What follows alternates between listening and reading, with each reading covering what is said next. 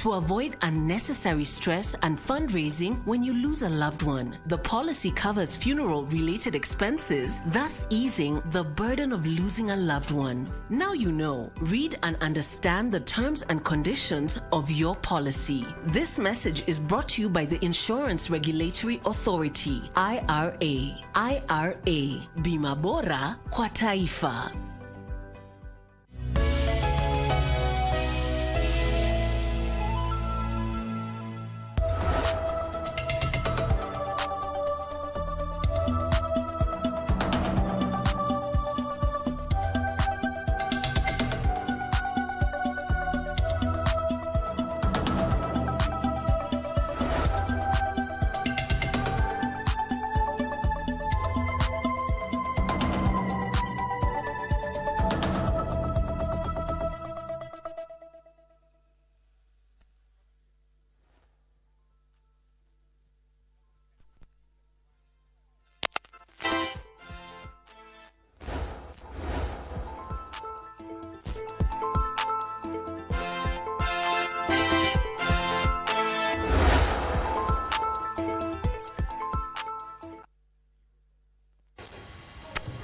A very good afternoon from wherever you are joining us. My name is Marie Yambo. On the sign language this afternoon is Caroline Njoroge, and the people of Kalou have made their decision to actually elect their new member of parliament, and that is Sami Douglas Kamau, who trounced his very close opponent, that is Samuel Mushina. We'll be getting details of that in a very short while with my colleague, that is Giverson Maina, who is in Kalou and will be telling us all that is happening in as far as after the aftermath of the by-elections. But right about now, let's begin in Kalou still, where the Democracy for Citizens Party, DCP, candidate Sami Kamau Waweru has been declared the Kalou parliamentary by-election winner after securing 35,440 votes. The Independent Electoral and Boundaries Commission, IBC, announced the results on Friday morning, with United Democratic Alliance, UDA, candidate Samuel Mushina Nyaga coming a distant second with 5,450 votes. Let's get the details. Sami Douglas Kamau Waweru of DCP, 35,440.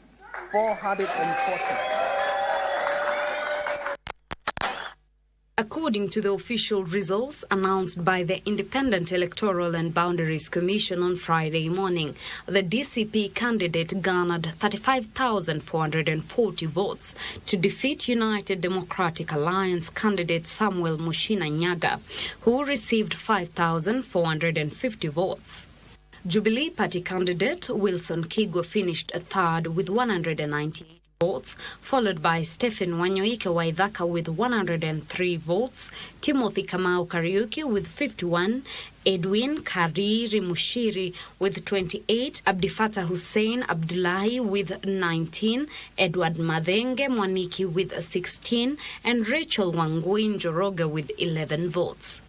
In his victory speech, Waweru thanked Kalou residents for their support, pledging to serve the constituency and deliver on his mandate.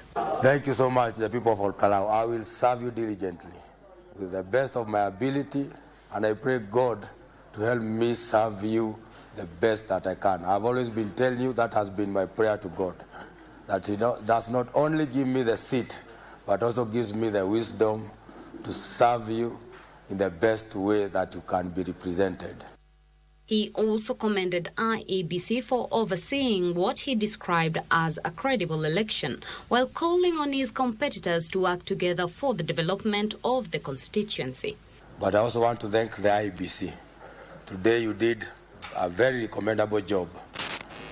You did something out of the extraordinary. We had been told of many theories where that this result will not be announced, there will be infiltration. But you have risen above board. The Independent Electoral and Boundaries Commission said the process was conducted in line with the law. They noted that the constituency recorded a voter turnout of 57%, with 41,656 ballots cast out of 73,480 registered voters. The win marks DCP's first parliamentary victory since its formation and sets the stage for political realignments ahead of the 2027 general elections. For KBC Channel 1, I am Samutai. So who is Sami Kamau Ngotho? Now, Sami Kamau Ngotho officially started his journey to the 2026 Kalou constituency by-election after clinching the Democracy for Citizens party ticket in May 2026 following party primaries. Ngotho has often been described as a people-centered politician based at the grassroots, working closely with the people of Kalou. A graduate of the University of Nairobi, he also made history as the pioneer member of the County Assembly in Kara Ward in Nyandarua County. Sami Kamau Ngotho started his active political career in 2013 after being elected the first member of County Assembly for Kara Ward on a Democratic Party of Kenya ticket following the introduction of devolution. During his tenure, he is credited with sponsoring the Nyandarua County Bursary Bill. In 2017, he sought re-election as an independent candidate and lost the seat. He later shifted to national politics and ran for the Kalou parliamentary seat on a United Democratic Alliance ticket in the 2022 general election. He, however, finished second after losing to the late David Njuguna Kiaraho, who contested under the Jubilee Party. Ngotho served as a protocol officer and political advisor in the office of former Deputy President Rigathi Gachagua, a role he held until the period following Gachagua's impeachment. He later joined the Democracy for Citizens Party DCP, where he served as Nyandarua County Coordinator, helping build the party structures at the grassroots level. Following the death of Kalou Member of Parliament David Njuguna Kiaraho on Sunday, March 29, 2026, Ngotho joined national politics again. Mheshimiwa Sami Kamau Ngotho. He clinched the DCP ticket to contest for the Kalou parliamentary seat after garnering 12,957 votes against Paul Waiganjo, who garnered 4,978 votes in the party primaries.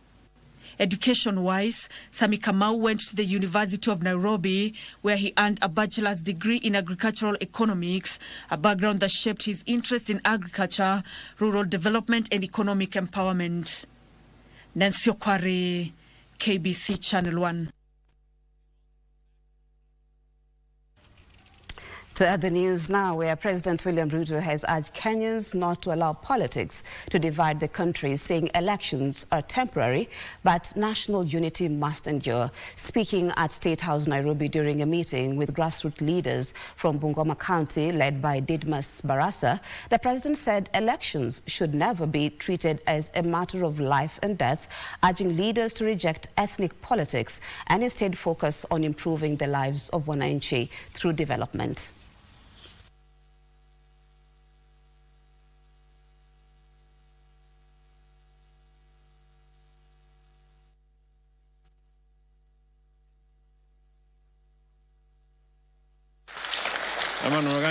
Yes, tutakutana kwa kiwanja hapa. Ndio tukubaliane nani yako na sera, nani yako na track record, nani yako na mpango. Wananchi wataamua. Si namna hiyo? Ile kitu mimi nauliza wananchi wote wa taifa letu la Kenya, tudumishe umoja. Kwa sababu baada ya uchaguzi, Kenya ni yetu sisi zote. Hatutaki maneno ati mpaka tunaamini ya kwamba uchaguzi inakuwa life and death ama inakuwa yani kufa kupona. Hapana. Kutakuwa na Kenya baada ya uchaguzi. Na lazima tuishi kama ndugu moja, watu wa taifa moja. So we must do that together. Kiongozi anachaguliwa kwa sababu ya mambo ya maendeleo. Na ndio sababu hiyo tulikubaliana na nyinyi. Tukasema turekebishe kilimo, turekebishe elimu, turekebishe matibabu, tuhakikishe ya kwamba watoto wetu wanasoma na tufanye mambo ambayo yatabadilisha taifa letu la Kenya. Well, and just about now, let's join my colleague, that is Giverson Maina. Giverson Maina is in Kalou, where he was actually covering the by-election there. Sami Kamau has been declared by the IBC as the winner of that particular by-election. Giverson, if you can hear me, just bring us up to speed with what is happening after the by-election.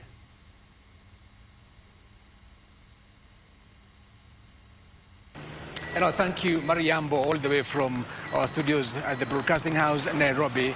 This is Kalou town where I'm standing, is the major road all the way from Gilgil to Kalou, heading to leading to Nyahururu, which is in Laikipia County. And so things really changed so abruptly after the IBC, rather the Independent Electoral and Boundaries Commission, announced or declared a winner who is Sami Kamau of the Democracy for Citizens Party.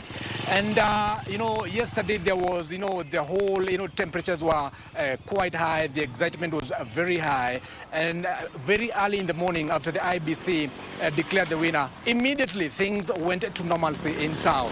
Shops have been opened. The Buddha sector, is on. The public service vehicles are back to the roads. The hotels are open. The banks are open. Workshops and garages everywhere. Even the hardwares where I'm standing, everybody's back to work. It was so fast that you could not imagine.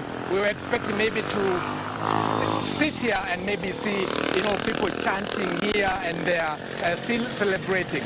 But what we can gather is that the DCP party leader, Rigathi Gachagua, will be making entry into the town maybe some hours later at about 3 or 4 p.m. That explains why the people maybe went back home or went back to their businesses, waiting to maybe to celebrate at a later time when Rigathi Gachagua, the DCP party leader, and even the winner, the candidate, maybe and other leaders who are affiliated to Rigathi Gachagua will be coming here into the town, and maybe that is when the people will come back and officially start celebrating the win, or the declaration of Sami Kamau as the new member of parliament for Kalou constituency, following the death of the late David Keraho, who passed on in March, actually this year.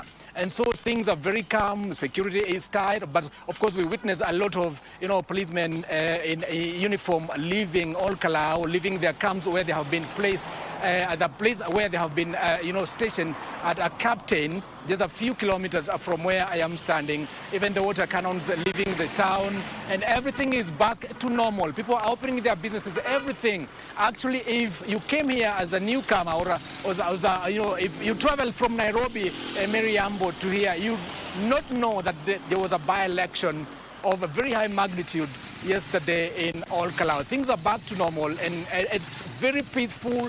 There are no chaos, not at all. Marie.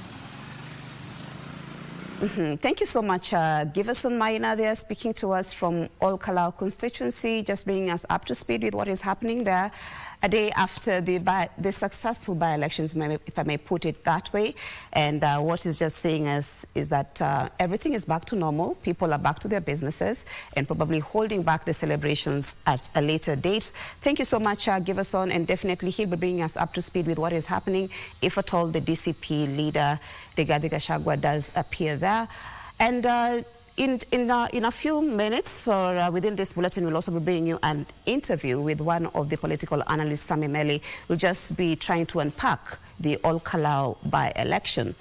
So away from that, a 25-year-old artisanal miner has died after a gold mine collapsed and buried him in Sabacha constituency, Vihiga County. The deceased reportedly suffocated after the mine he was working in Havuhia village caved in, burying him alive. Residents are now calling on the government to improve safety measures and address the rising number of deaths in artisanal mining areas.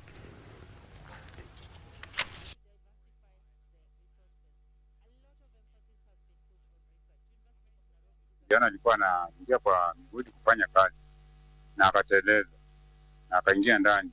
Wakati ametolewa kama mfuko. Na nahimiza vijana wakikuja kwa mashimo wakuje kama wako soba, wasikuje kama wameelewa, na tena wavae protective gears. Serikali yetu ishikilie ndani, watafute kama mashini. Tunawahimiza wakuwe na helmet, gumboots. Tunaweza shauri vijana wakae wakitunga maisha yao na wakitafuta riziki yao.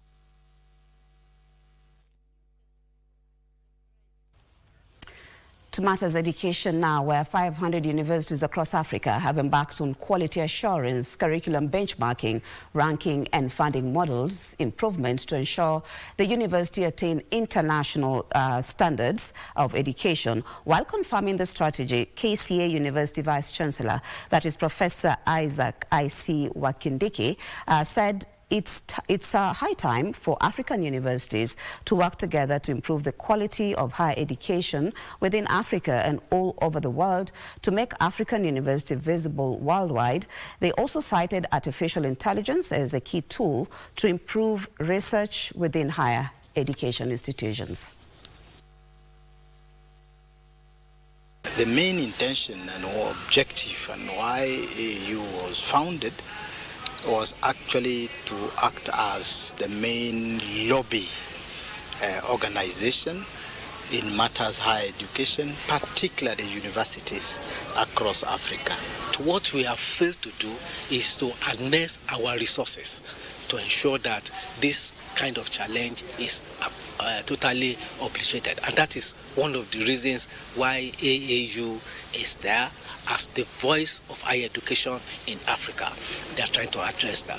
If we are able to change our mindset in terms of how we view and embrace technology, then the rest will follow. The world has gone AI.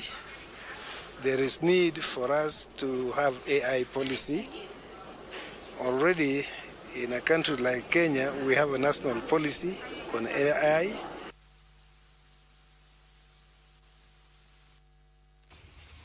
And still on education matters, young people in the country have been urged to take advantage of the curriculum implementation and improved infrastructure in technical and vocational institutions in the country to learn industry-ready skills. Principal Kaiboi National Polytechnic Chief Principal Abdi Tion Kirwa said the institution has transformed TVET training in Nandi County, giving more youth opportunities to gain skills that enhance self-reliance. He lauded the Ministry of Education for ongoing efforts to transform polytechnics into centers of technical excellence. We are making a difference. We are doing skills that are relevant to the industry. Skills that are, industry ready. Skills that tomorrow and the future are going to remain relevant.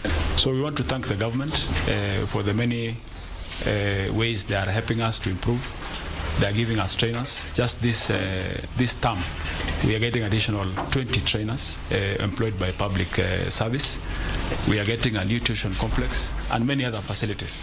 KBC National Polytechnic is transforming the ecosystem environment at all by one. Most of our trainers come from the environs. Most of them can commute to and fro. They are taking on each and everything that they are doing here. Technically, they've improved their life.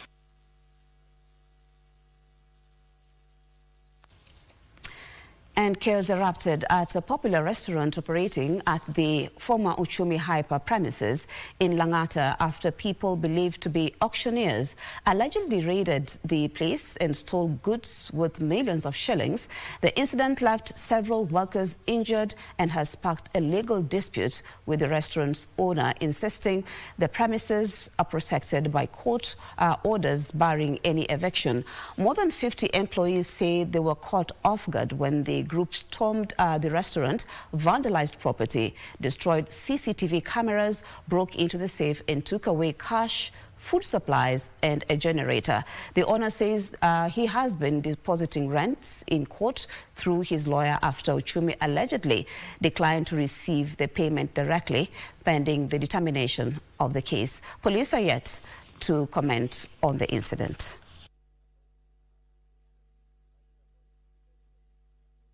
Well, this morning, goons have been hired to come and collect each and every item, including spoons, chairs, tables, you name it. Goons have been really beating up staffs.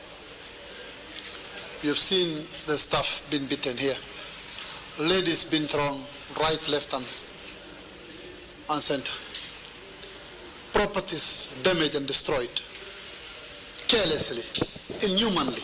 This is happening also when there are active court orders, 3 active court orders. Kulikuwa na polisi akaniambia wewe uko hapo kwa saini, nikasema hata sikusoma, akanionyesha hivi ni court order, umeona. Sasa ile like nakuwa namuuliza mlipewa notice na mtu hapa, akaniambia usitake kujua hiyo, hii ni court order. The private sector is calling for closer collaboration between universities and industries to bridge the gap between classroom learning and workplace expectations. Speaking during an engagement with students from the Jomo Kenyatta University of Agriculture and Technology, Smart Applications International CEO Isaiah Misori noted that partnerships with institutions of higher learning are essential in equipping students with practical skills, mentorship, and exposure to emerging career opportunities. Programs that we are rolling out through this Elevate program, including mentorship, including sessions like the one we have had today, where we, expose to them some of the career paths we are seeing out here, expose to them some of the opportunities we are seeing out here. And of course, if we make them ready or we work together to have them ready for the industry, then I believe we are having a win-win. The skills needed to be able to navigate the terrain of work are different and they are emerging. As such, as Smart, we found this opportunity very useful for us to be able to communicate to the students what's readiness in a world where the skills are being disrupted. We have partnered so that our students can be able to know what is out there, what kind of skills they need to acquire, what kind of knowledge they need, so that when they go out there, they are ready for work. Now, let's look at matters agriculture, where farmers in Kakamega County have been encouraged to adopt organic farming practices and preserve indigenous seed varieties as part of efforts to boost food security, increase agricultural productivity, and build resilience to climate change. Speaking during a field day for farmers at Ematasi area in Lurambi, the Ripple Effect organization, in collaboration with Vivamos and Kakamega County government, urged farmers to integrate organic farming methods with commercial farm inputs to restore soil health and achieve better harvest. The agricultural experts further warned that excessive use of inorganic fertilizer has led to increased soil acidity and depletion of essential nutrients, reducing soil productivity.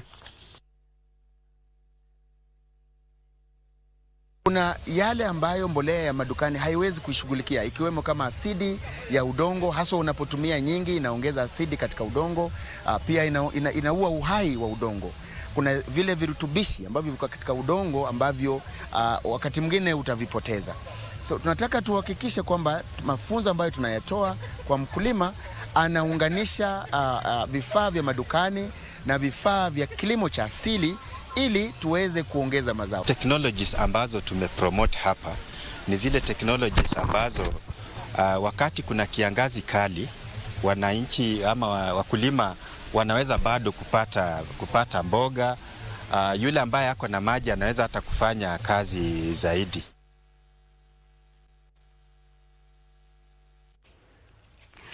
Machakos County students had a rare chance to interact with world-renowned scientists during a science outreach program hosted at Machakos Girls High School, signaling a growing shift towards gender equity in STEM education.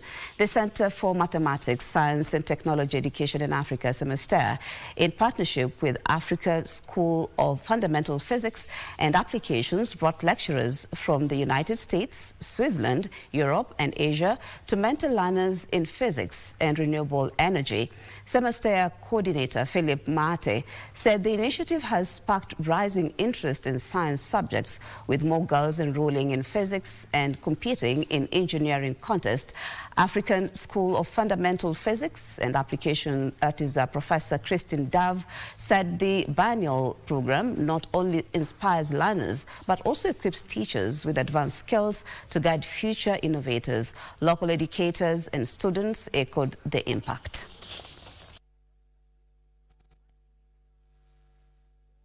We try really to give them a hint of what they can do, so for research, and why physics is essential and important as well in their life, why they have to be curious, trying to connect as well physics to biology, to engineering, to computing, to a lot of activities that will help for developing as well with and for them having those entrepreneurship. Tulipata wanafunzi zaidi wakijiunga na subjects kama physics, subjects kama chemistry, na tunaonelea kwamba tukiendelea kushiriki programs za aina hii tutaweza kutia wasichana motisha. There's quite a lot of interest from girls, and the landscape has changed. It's no longer a subject that is a reserve for boys. No, you know, girls are there and they are coming, you know, very, very strongly, and that is what we want. They have helped me because I want to be a software engineer, and software engineering ni kazi nzuri sana. So to me, I found that very, very interesting.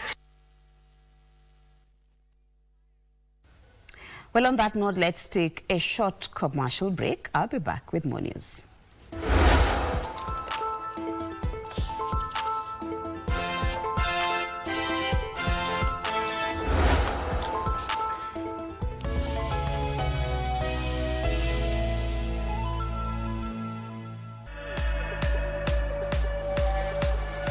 Almost outside of living memory to retain the FIFA World Cup. Messi to the edge of the England box. Fernandes again. Brilliant.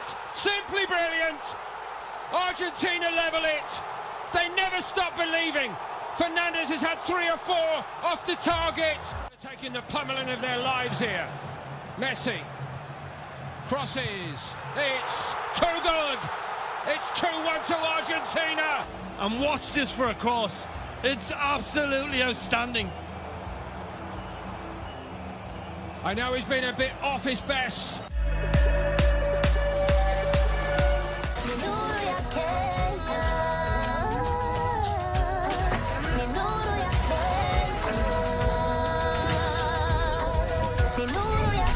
Dial star 977 hash or download my Power app to access Kenya Power services fast and easy. Kenya Power, nuru ya Kenya.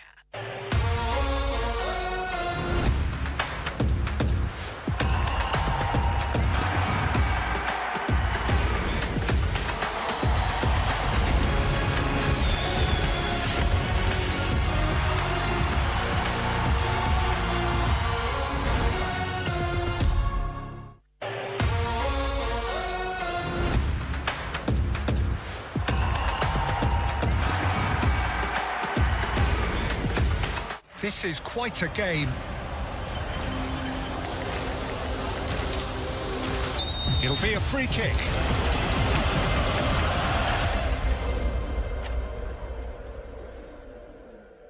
Oh, what a goal! Ecstasy, euphoria, and emotion overflows.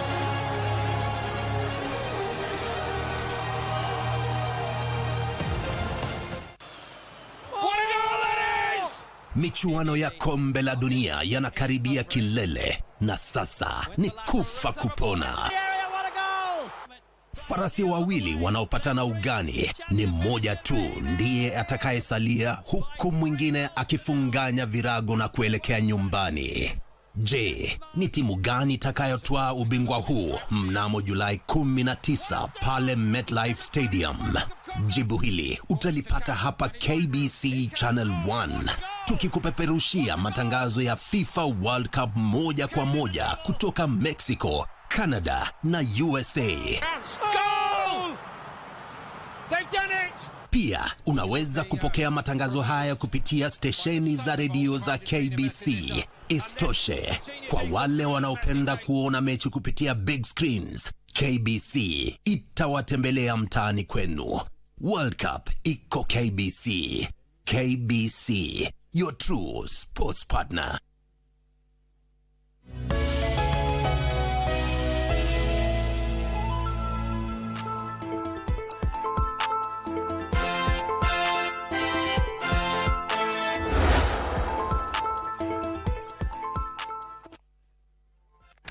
Well, thank you so much for staying with us. This is the Lunchtime News, and we want to get into the interview session, or a segment where I promised you that Sami will be here to just, unpack for us what happened in Kalou yesterday. Thank you so much, Sami, for coming into the studio. Thank you very much. Asante sana. But even before we get into the nitty-gritty of it, the by-election was, can I say, hotly contested. But what was your take of the whole process? The Kalou by-election was hotly contested. A lot of resources were used so that the opposition, the other parties, Samuel Mushina, Sami Ngodho, Samuel Mushina, all of them, and this appeared to be a two-horse race between DCP and UDA. But I think the people of Kalou wanted to make a statement, and they wanted to say that they want to choose their own leader without influence, despite the fact that a lot of resources were used there. So the people of Kalou won. It is not about UDA losing or DCP winning. It's the people of Kalou who won. Because I say this because after the winning of Ngodho and being declared the MP-elect, I know he'll be sworn perhaps next week, nothing has increased in the households of those people. They just want to see a representative who is going to carry out the legislative agenda for the people of Kalou, a person who is going to oversight the national government, a person who is going to represent them in parliament. We are coming at a time when most parliamentarians, the ones elected, do not actively get involved in debates in the National Assembly. So perhaps they saw a person in Douglas that would go and represent them fully in the National Assembly. And again, we are in a situation whereby in the next 1 year we are having a general election. So the MP-elect is in catch-22 situation whereby he might end up choosing to continue campaigning or to work for his people. Remember, the CDF committee, already set up by the late Kiaraho, is still in office and is still carrying out duties that a CDF committee. Many people misunderstand this, the role of a member of parliament in a constituency. And I've said it has only 3 roles: legislation, representation, and oversight.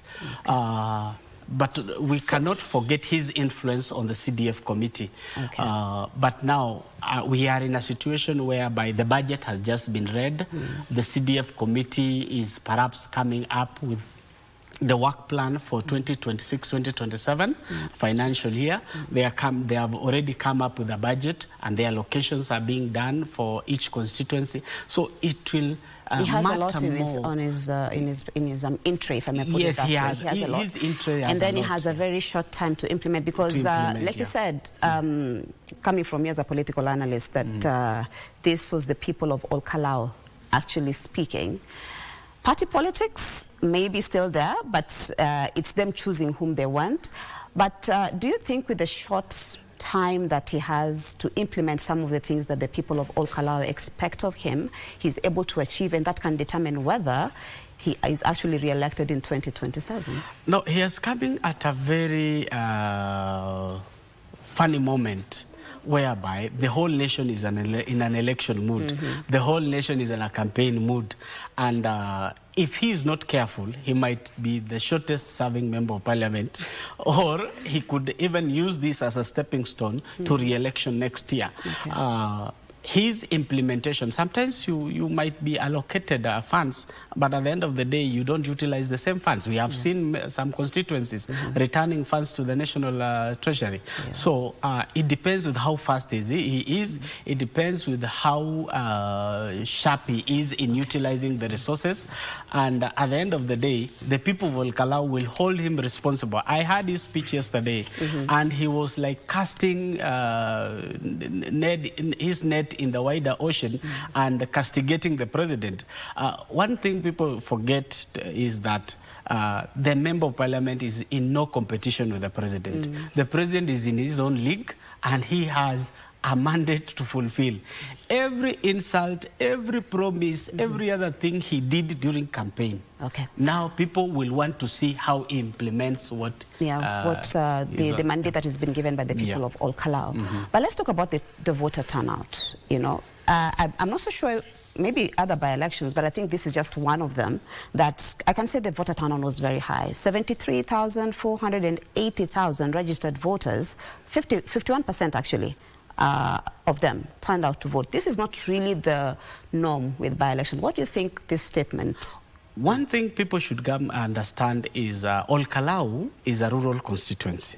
So most people are farmers and most likely are found at home. A few could have come to Nairobi or other regions to go and work, and that is why they didn't turn up. But say that turn up of 51% compared to Emuru Dikir, compared to Malava and other places that we have had by-elections in the recent past, is an indication on how people take elections seriously. Perhaps the people of all Kalou have missed representation since they lost their member of parliament, or they wanted to show that we are mature enough to know our roles as voters. I saw people from hospitals being picked and being taken to vote.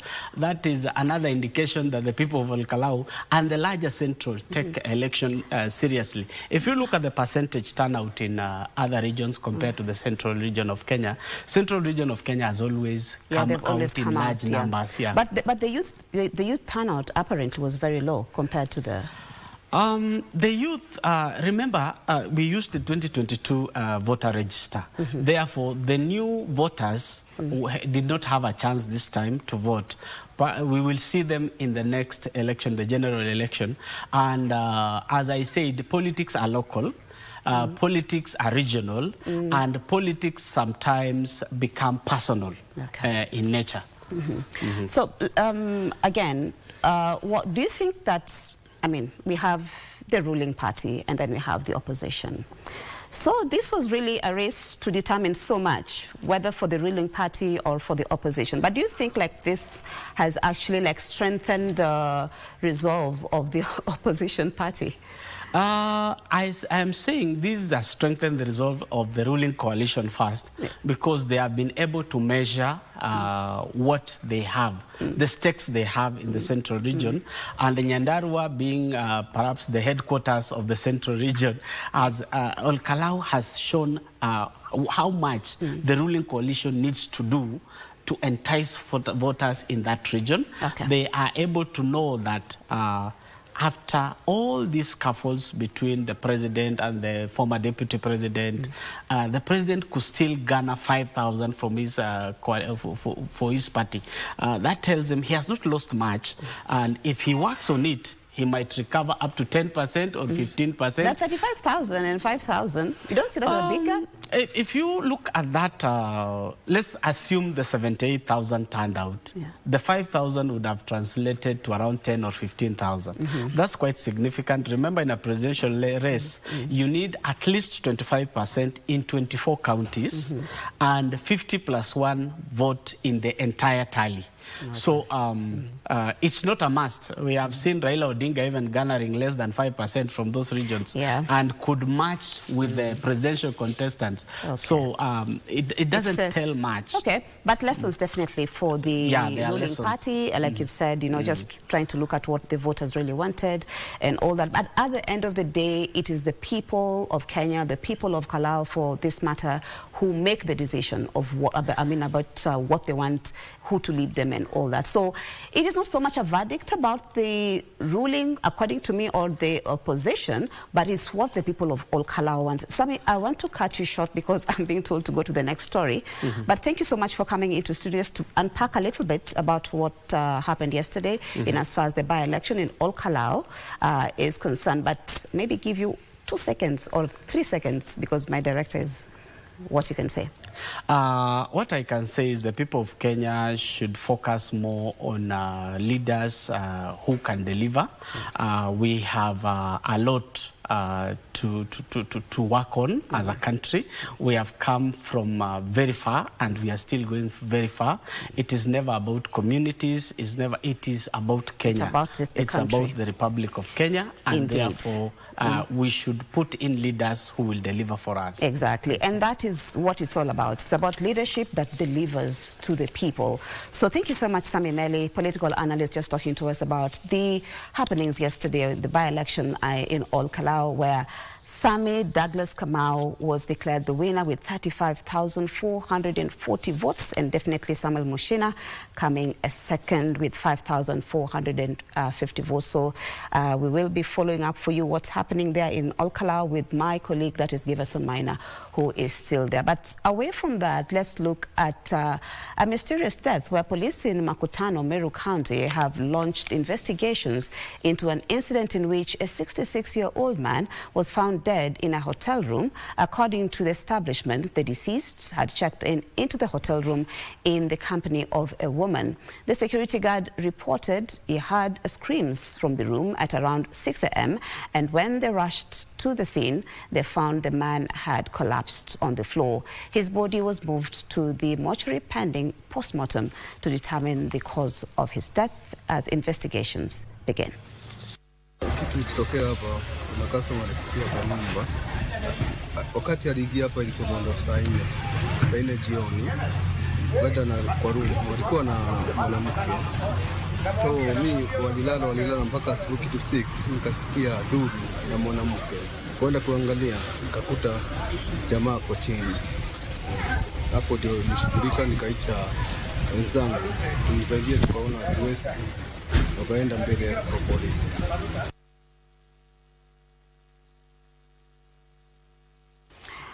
And traders of Great Wall Gardens in Athi River have raised concerns over the increasing number of illegal structures mushrooming within the residential estate, citing a serious security threat. According to the traders, the unregulated structures, many of which have been converted into business premises, partially block and road access, obstruct drainage systems and compromise hygiene standards, and have become a gathering spot for idlers and suspected drug peddlers. They accused the Machakos County government of facilitating the proliferation of illegal structures by collecting daily levies from the traders instead of enforcing planning regulations in the controlled zone.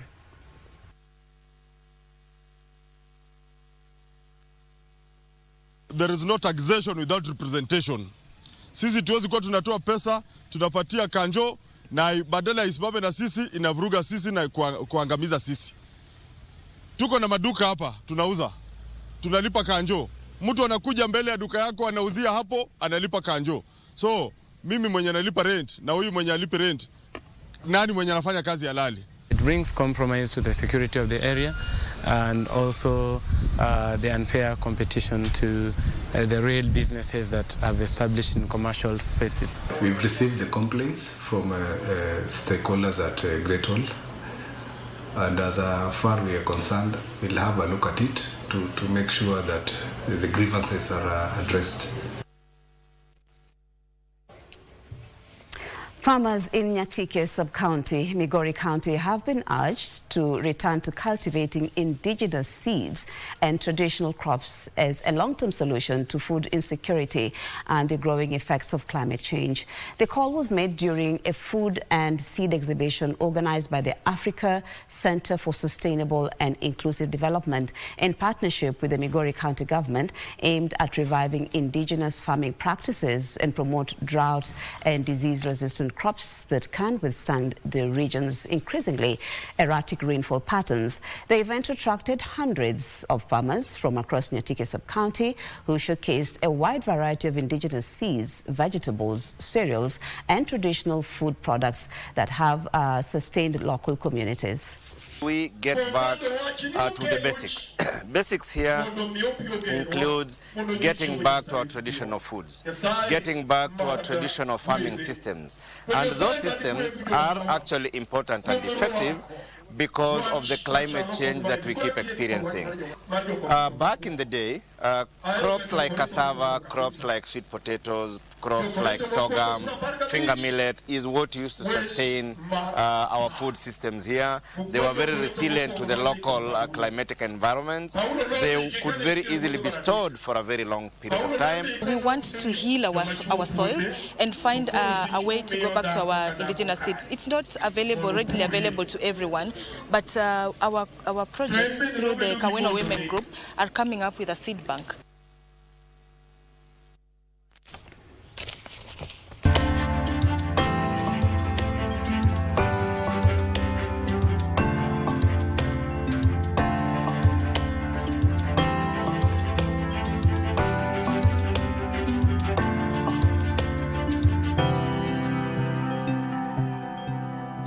It's time for business. Kenya is eyeing the global livestock market for its farmers with the rollout of a digital animal identification and traceability system and mobile app that will see livestock registered and tracked using electronic ear tags.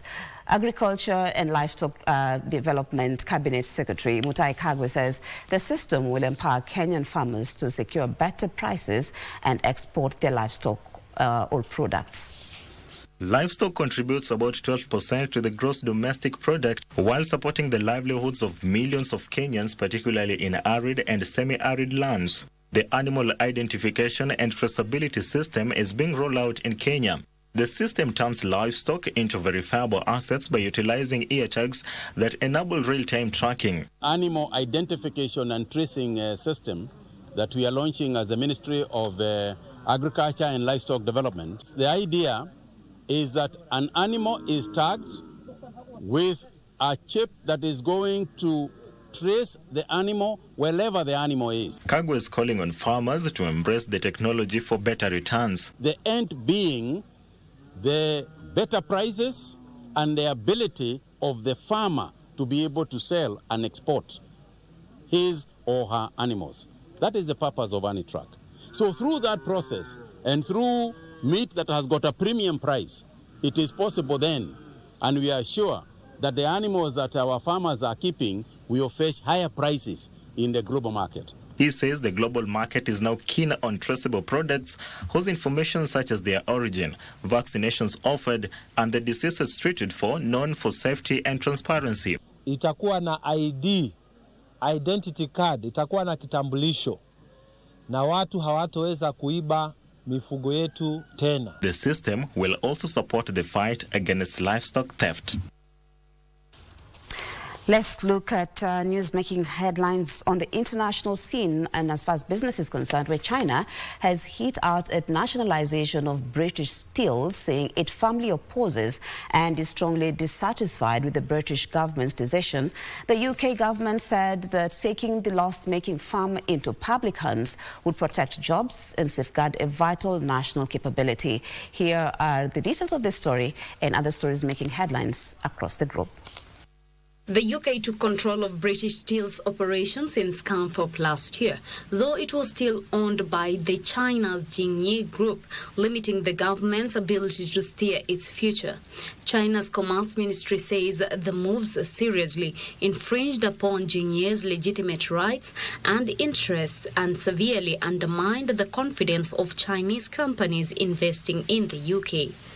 It also called on Britain to faithfully fulfill its obligations under the China-UK bilateral investment treaty.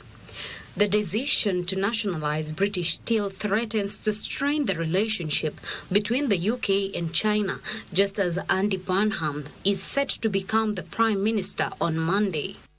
Meanwhile, the United States has launched another round of strikes against Iran, causing power outages in parts of the country and damaging communications infrastructure. The developments came after days of clashes between the United States and Iran, which have continued despite the signing of a U.S.-Iranian Memorandum of Understanding in mid-June, under which the two sides were expected to halt hostilities and begin negotiations towards a final agreement within 60 days. Finally, Europe's rapid expansion of artificial intelligence is driving a sharp rise in electricity demand, placing additional strain on power grids already struggling to integrate growing renewable energy capacity. More than 1,700 gigawatts of renewable energy projects across 16 countries remain trapped in grid connection queues, while AI data centers currently account for about 2.5% of EU electricity consumption, a share expected to double within 4 years. Experts warn that data centers require large, stable and uninterrupted power supplies, with countries such as Ireland and the Netherlands already facing pressure from rising demand and grid congestion.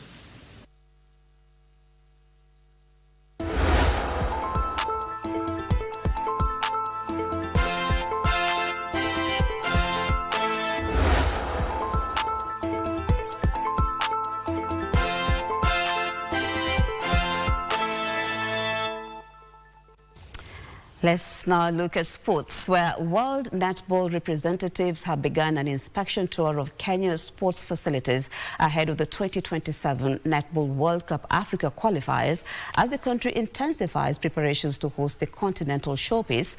World Netball representative Joan Smith and Africa Netball President Rebecca are touring the Kasarani Indo Arena and other designated venues that will host the qualifiers to assess Kenya's level of preparedness. The visit comes just days after the election of the new Kenya Netball Federation leadership on July the 4th, marking a new chapter for the sport as the federation seeks to strengthen its governance and restore Kenya's standing on the continental stage. We have been going loud. We have done a courtesy call to our principal secretary, Erija Mwangi, and we have confirmed that we are really going to host the Africa Cup, and we are ready. Record Kenyan Premier League champions Gor Mahia have unveiled an innovative fund-driven fundraising campaign ahead of the return to the CAF Championship League in partnership with the sponsors Kansai Plascon Kenya. The club has launched the World Cover Kogalo edition aimed at financing the club's 2026-27 continental campaign.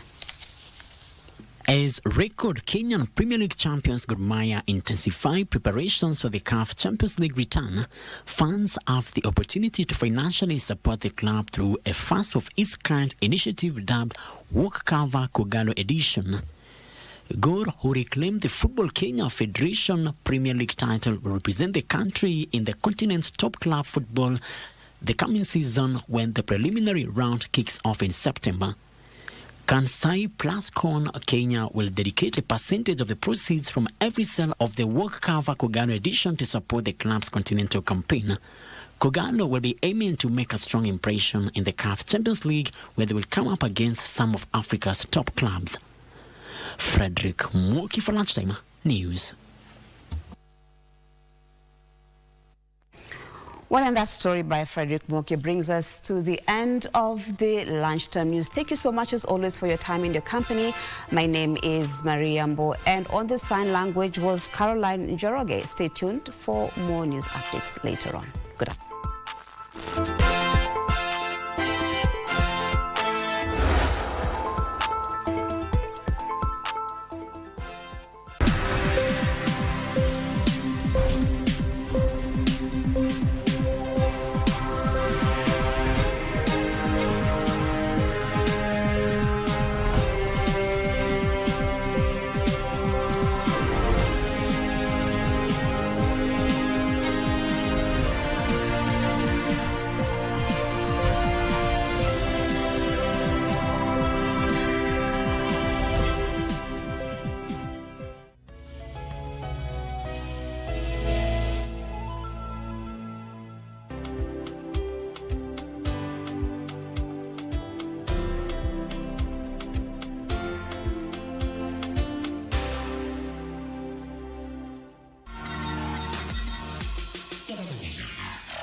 moments, but he's just been short of the highest level and what we expect from him. Argentina haven't played a team from the top 15